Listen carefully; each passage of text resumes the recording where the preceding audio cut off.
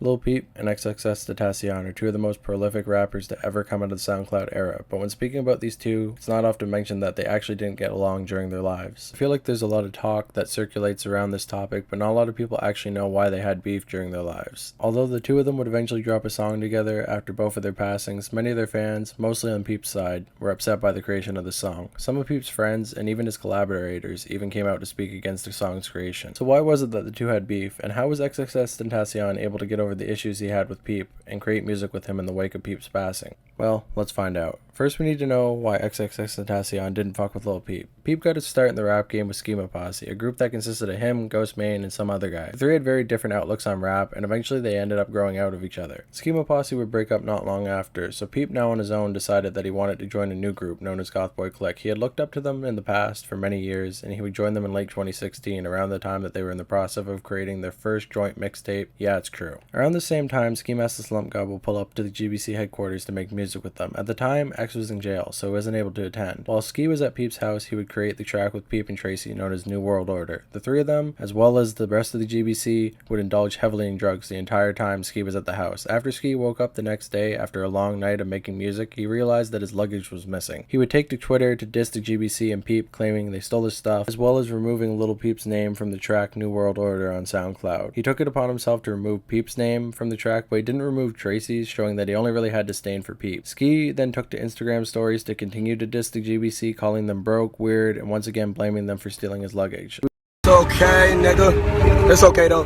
It's okay. Y'all broke. Broke ass nigga and you a pedophile. Fuck ass boy. I fuck with Tracy, though.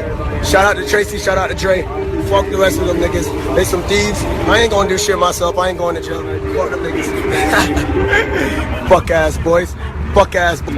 Fuck Lil Peep. You trash. Lil Peep, tell them how y'all hump each other. Tell them how y'all hump each other and say y'all playing. Tell them how y'all sniff ketamine. Tell them how y'all sniff ketamine and do heroin. Especially hard at Peep, accusing him of humping his friends and doing heroin. People would respond to the video in a tweet claiming that Ski called him a homophobic slur. Ski would then respond to the tweet with his own tweet claiming that he wasn't homophobic and that he just didn't fuck with Peep. Ski Mask would not speak on Peep for a long time after, until eventually when Peep died, he would call him a legend and say that he was special. This goes to show that at some point in their life, Peep and Ski must have made up, but they just didn't make it public. At the time of this beef though, Ski definitely felt a lot of resentment for Peep, so when X, his day one homie, was released from jail, he would tell him not to fuck with Peep, and X would listen to his best friend and not fuck with Peep at all during his life. He never spoke on Peep or tried to diss him in any way, shape, or form, but he just wouldn't fuck with him because he wanted to stay loyal to Ski. He even explained in an interview that his loyalty to Ski was most important to him in life. Ski had beef with Lil Peep back in the day, and that's why I never co-signed him, I never talked to him, I would never do anything with him. But we had similar friends, we knew similar people, and all I would hear was good things about him. But due to my loyalty to Ski, I would not fuck with, bro.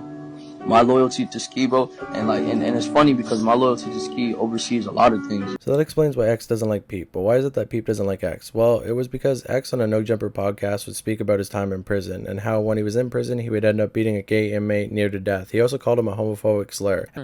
By the toilet type shit and tie on my jumpsuit, and I don't put it on all the way. I tie it around my waist, and I start beating his face, and do you want me to be graphic with it? I grabbed his face and I put it on the corner type shit, because we have these like metal slabs type. Well, it's not metal, it's like concrete, right? Concrete. Yeah. It's like concrete slabs like for beds, and then there's like a styrofoam shit on top of it. So I pulled off the styrofoam type shit and I threw his head on the corner and I just started stomping like his jaw in type shit.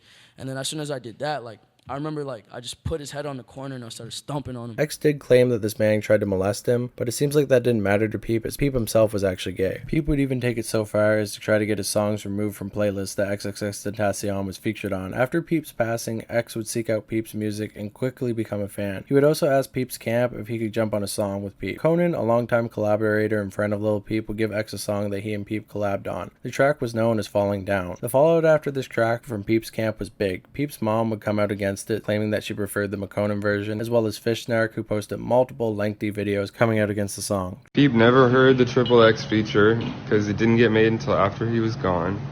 He explicitly rejected XXX for his abuse of women, spent time and money getting XXX's songs removed from his Spotify playlist, and wouldn't have co-signed that song. Don't listen to it.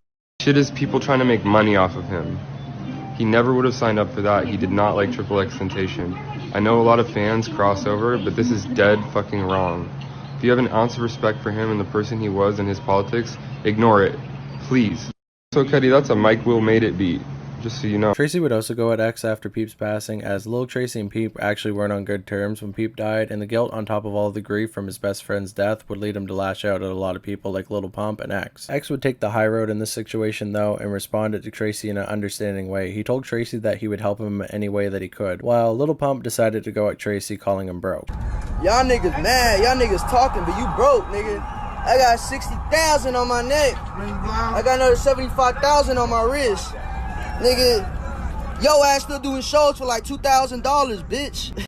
Listen, what you get for a show, that's what I get for a meet and greet. Tracy even attacked Juice WRLD for his songs Legends because of the line about Peep saying last time it was the drugs he was lacing, but that's a whole nother story for another time, so let's get back to the XXXTENTACION situation. Tracy was definitely in an extremely emotional state, so none of these comments could be taken as hard facts, but the entire sentiment shared by the GBC was that people were using Peep's name for clout. Fat Nick, on the other hand, another friend of Peep's not associated with the GBC, claimed Peep was actually going to meet with X after his Come Over When You're Sober tour, but never got the chance because of his fatal overdose. I was with Peep, like I said, 5 days before he died in Miami. We talked about everything, like, dude, like, I can go on for hours. We talked about every little thing. And I don't know how X came about, but he just came up, right? I was like, yeah, he stays 40 minutes from me. Like, I'm from Dade, X staying in Broward. I was born in Broward. And he was like, oh, how's the other person? Blah, blah, blah. Yo, he's cool. Like, don't believe everything the internet says. You feel me? Like, internet's filled with a bunch of bullshit. And people just like to be really one-sided just because they don't like you. So there's no, like, it's like an unfair trial. And like he was like, look, I got my last show, I think was like in LA or something. He's like, I want to come to Miami for a month, chill with you, and then I want to go to London. And I was like, all right, let's do it. And I was like, look, when you come back to Miami after tour, we'll go link up with X, because he's my DJ. So like it'll be like a whole family thing. Fat Nick is a contentious figure in the Lil Peep story for reasons I won't go into right now, so his story may be false, but that pretty much sums up the entire beef between X and Peep. It really just comes down to X staying loyal to his brother and some possible miscommunication on Peep's side, and that's about it. So what do you think? Was it disrespectful to drop Falling Down after Peep's death, or was this beef just a minor issue that could have been solved if the two had had more time to grow as people and as artists? Let me know what you think in the comments below. Subscribe, I'm trying to get to 500 subscribers, and most of all, thanks for watching. Bye.